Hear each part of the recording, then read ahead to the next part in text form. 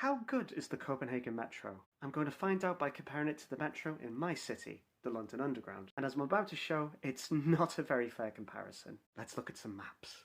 The London Underground is huge! If you count only the core 11 lines, there's over 270 stations and 400 kilometres of track. Never mind the overground, the Elizabeth line or the Dockland Lights Railway. Whereas Copenhagen is a little more modest. Here we're only looking at 4 lines and around 40 kilometres of track. But it's only 20 years old, give it time. How much does it cost to ride? For short journeys, they're both pretty similar, but Copenhagen starts to pay off once you need a trip to the airport. A ticket from Heathrow to central London will be around £6, and good luck getting from Luton, Stansted or Gatwick into London at all. By contrast, it only costs around £3 to go from central Copenhagen to Kastrup Airport. Not bad at all. But which is nicer to travel on, the Underground or the Metro?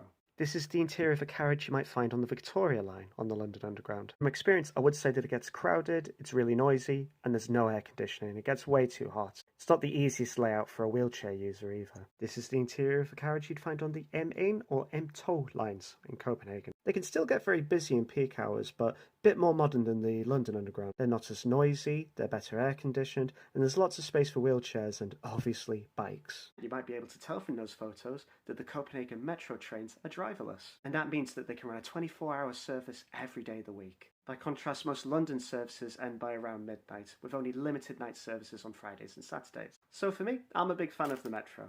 It would not work in London. What do you think of your subway system? Let me know in the comments below.